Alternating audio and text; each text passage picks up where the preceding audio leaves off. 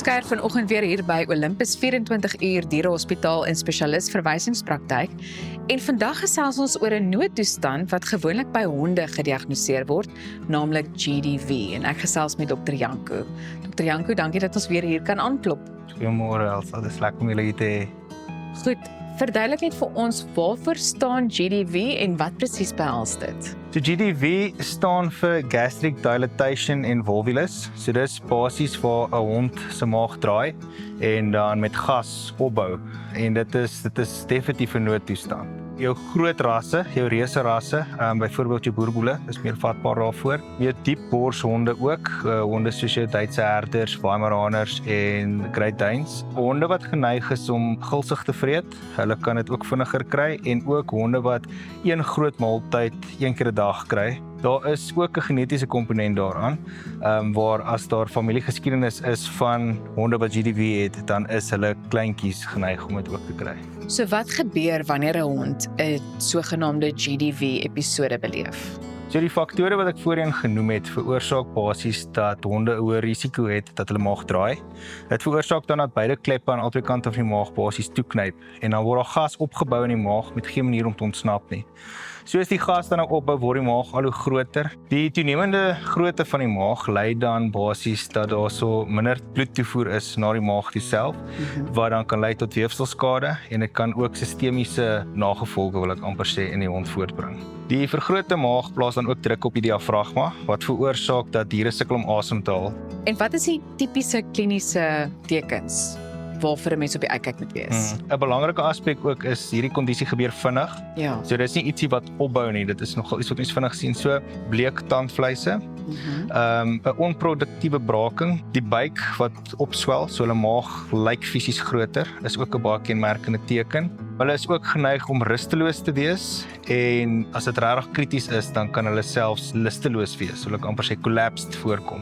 So hoe gaan julle te werk wanneer 'n GDV noodgeval inkom? So sodra daar 'n GDV inkom, is dit nogal baie belangrik om aggressiewe en onmiddellike behandeling toe te pas. En die beste en die maklikste manier om vas te stel dat GDV is met buikekstrale. So ons neem 'n ekstraal van die buik om vas te stel is die maag wel opgeblaas. As dit regtig kritieke pasiënte is, dan is suurstoftoediening as ook binneaardse vloeistof word geprioritiseer, wil ek amper sê, tydens die ekstrale wat ons dan nou neem. Dan is ons primêre doel om die maag so gou as moontlik af te blaas en dit kan 'n mens doen met 'n maagbuis. Dis basies net 'n pyp wat 'n mens in die mond druk en dan die maag so afblaas, maar partykeer is die maag so erg gedraai dat die pyp nie kan voer nie. En dan kan 'n mens 'n groot naald gebruik om van buite af deur die vel in die maag te sit net om 'n bietjie gas vry te laat. Dan spoel ons die maag 'n paar keer om seker te maak dat ons al die gas en al die kos en al die vloeistof wat ook al in die maag is, so gou as moontlik kan uitkry. Sodra die pasiënt dan stabiel is, dan word dit baie sterk aanbeveel dat chirurgie doen, want hierdie kondisie kan baie keer weer plaasvind in pasiënte wat dit al reeds gehad het. So wat kan eienaars doen om hulle honde teen hierdie toestand te beskerm? Honde wat vraatsig vreet, seker te maak dat hulle stadiger eet. Voer jou honde meer gereelde etes meer keer 'n dag en kleiner porsies ook, om seker te maak dat pasiënte nie rondom oefentyd, wil ek amper sê, gevoer word nie, dat hulle rustig gehou word na hulle geëet het. Dan in pasiënte waar dit meer 'n rasgeoriënteerde probleem is, kan 'n mens hierdie gastropeksie chirurgie, kan 'n mens profylakties, ek wil amper sê voorkomend doen. Janko, baie dankie.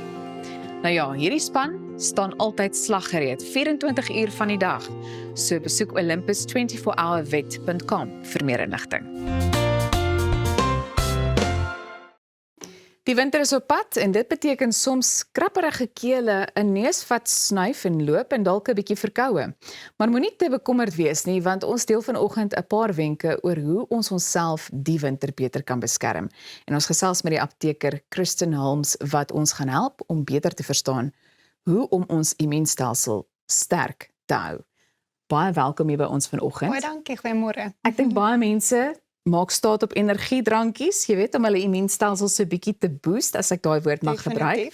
Maar jy gaan nou vandag vir ons beter wenke gee en daaroor is ons is baie dankbaar. So die winter is nou om die draai, soos wat ek gesê het, baie mense word dan gewoonlik siek in aanloop tot die winter ook. So uit 'n apteker se oogpunt, hoekom is iemand se immuniteit geneig om te verswak gedurende die kouer maande of dalk net voordat dit aanbreek met die seisoensverandering? Ja, baie dankie. Dis 'n redelike algemene vraag wat ons in die apteek kry.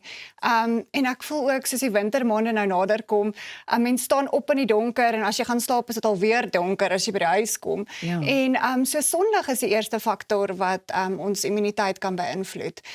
Ons liggame gebruik sonlig om Vitamiene D te produseer. Vitamiene D is een van daai kernvitamines wat ons nodig het vir 'n gesonde immuunstelsel. So dis die eerste ding. Dan dink ek die tweede ding is ook, as dit koeler maande is ons geneig om bietjie meer binneshuis te verkeer, miskien nie genoeg ventilasie in daai vertrekke nie, so die kieme en die virusse kan baie makliker oordra en versprei. Dan ook die koue speel eintlik 'n rol, so dis nie net 'n ou vrou storie dat ons nie in die koue moet uitgaan nie. Die koue droog ons slijmvliese uit. Ons het slijmvliese in ons neuse, wat dan half die eerste teenstand is teen daai indringerkieme en molekules basies.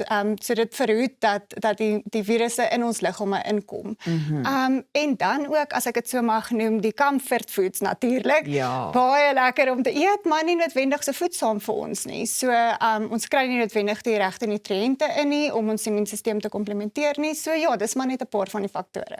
So wat is sommige van die belangrikste dinge wat 'n mens kan doen om jou immuunstelsel nie net gedurende die winter te beskerm nie, maar sommer reg deur die jaar?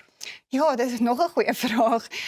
En ek is seker almal ken aanvullings of komplementêre medisyne en soos die naam ook self sê, aanvullings vul 'n mens se stelsel af of komplementeer mense se liggaam. Ja. Maar ek dink kom ons kyk eers na 'n paar faktore wat relatief binne in ons beheer is. So eerstens is goeie slaap. As ons slaap, dan stel ons liggame sitokine vry. Sitokine val daai inflammasie aan en daai geïnfekteerde selle, so dis baie belangrik. Dan nommer 2, dieet is baie belangrik, 'n goeie dieet. As 'n mens dink aan al daai mooi kleurryke vrugte en groente wat 'n mens kry, bessies, blaargroente, sitrusvrugte. Dis propvol antioksidante en vitamines wat 'n mens benodig om 'n gesonde immuniteit te handhaaf. Dan ook oefening, matige oefening natuurlik. Jy hoef nie 'n marathon te gaan hardloop nie, maar so 20 tot 30 minute se matige oefening help ook om ons immuunselle te sirkuleer in ons liggaam. En ek dink dan ook een van die grootste sonnebokke natuurlik is stresbeheer. As ons liggame stres, dan stel ons liggame kortisol vry. Ek is seker baie mense het ook al van kortisol en die neeweffekte daarvan gehoor, maar dit mat ook ons immuunstelsel af. So dit is baie belangrik om te probeer beheer. Ja, daai kortisol is vir my 'n groot Ja. kopseer in hierdie stadium, want ek probeer dink, hoe gaan ek daai vlakke weer balanseer? Maar dis dalk 'n gesprek vir 'n ander dag. Definitief. Is daar spesifieke vitamine of minerale wat miskien 'n meer belangrike rol speel wanneer dit kom by mense se immuniteitstelsel? Ja, beslis. Ek het vroeër genoem oor Vitamiene D. So ook hoe donkerder 'n mens se velkleur is, hoe meer sonlig het 'n mens nodig om genoegsame Vitamiene D te kan produseer. So meeste van die mense het nie genoeg Vitamiene D in hulle liggame nie. So dis die eerste ene. Dan ook, ek dink soos almal Vitamiene C ken. Vitamiene C is 'n antioksidant. Dit staan daai vrye radikale teen wat 'n mens se liggaam beïnvloed. En dan ook help dit met die wit bloedsel produksie, so wat ons beskerm teen die kieme en die infeksies. En ek dink dan baie belangrik ook die mineraal sink. Hy kry heeltemal te min aandag. Verskeie studies het al gewys dat Suid-Afrikaners nie genoeg sink in hulle dieet inkry. Gewoonlik kom dit voor in skulpvisse en neute en vleise. So ons kry nie genoeg same vitamiene of sink, die mineraal sink in ons dieet in nie. En ek dink wat belangrik is, sink help ook en versterk ons T-selle. T-selle is maar net een van ons immuunselle wat ons beskerm teen infeksies. So dit versterk ook ons immuniteit dan basies. So daai 3 is die belangrikste. Weet jy wat, dit is so 'n interessante gesprek en ek dink 'n mens kan werklik weer hieroor gesels. So baie dankie vir jou tyd vanoggend. Ek glo ons gesels gou weer. Nou jou toe, as jy meer inligting wil hê, maak seker jy besoek www.golfdrug.co.za. Bly ingeskakel, ons is nou weer terug.